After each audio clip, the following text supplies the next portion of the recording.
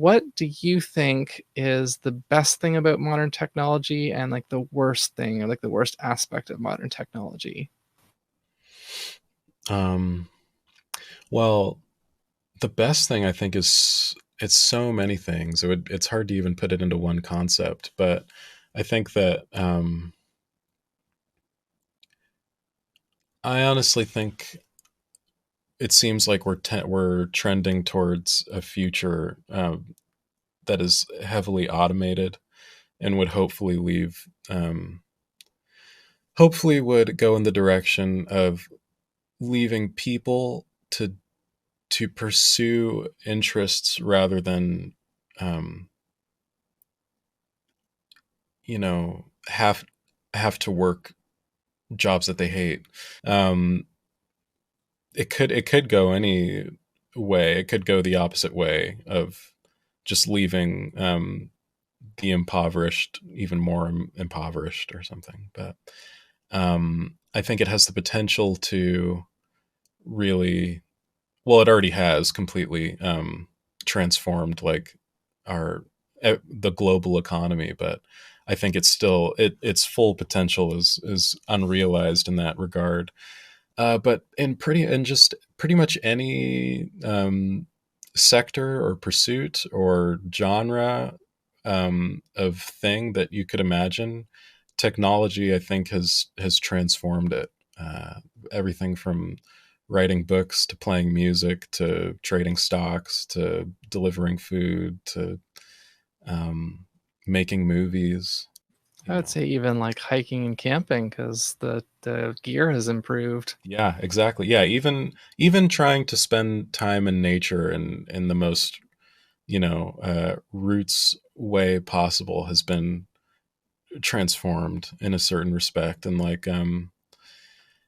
and I think that's good. I think you know um back at some certain time, you when you wanted to get in contact with someone who was across the world, it was a very laborious, long process, and now it's instantaneous. Um, and I think that that is generally good. The worst thing I think about technology, there's this adage, I forget exactly how it goes, but it's like strong people create good times, good people create, or no, oh my God, I already messed it up. Strong people create good times create weak people create bad times, bad times create strong people. And so it's this kind of like cycle. And I think that technology has made the average person weak in a certain regard, and that they're dependent upon it. Um, and I mean, they're dependent upon it in such a way that oftentimes they even lose the ability to function without it. Uh, and I also think that like this image of like just walking throughout your city and seeing most people looking down at their phones is kind of a sad one. I think there's a bit of human connection that is lost. Of course, there's a bunch that it's been gained. Like, look at what we're doing. But yeah, it has its benefits and drawbacks. But if I had to say, I think I'm more pro than con.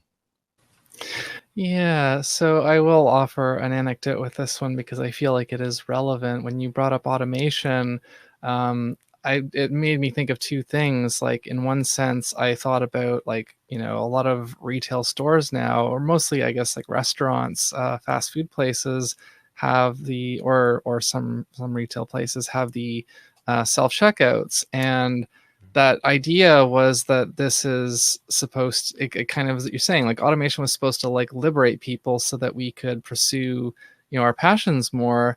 But the unfortunate flip side of it is that these companies are doing this for their own kind of profitability, and there's no social support net for these people whose jobs are being replaced by this automation. So a lot of Right. people are being freed up into poverty, and Yeah. then it's like yeah, it just and the other thing I thought of is a similar idea.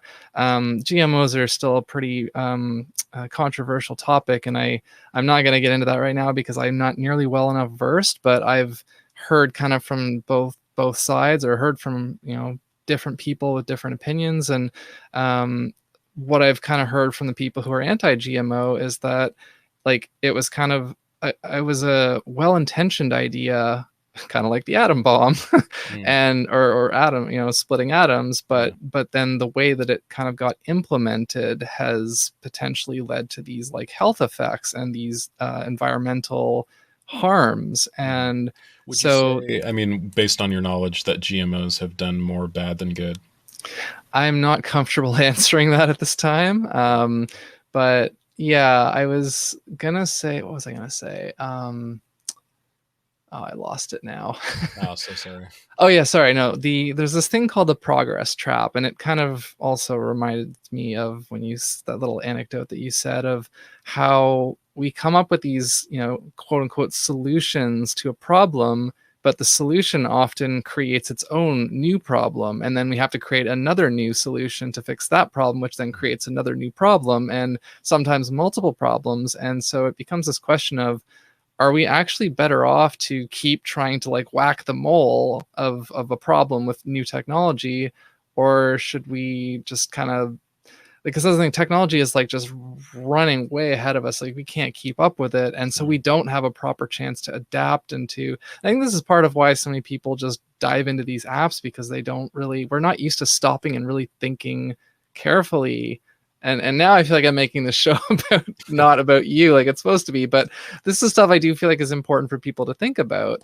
Agreed. And I guess we're having a bit of a conversation here, but yeah, I think that I wanted to kind of put those thoughts out, I guess. Another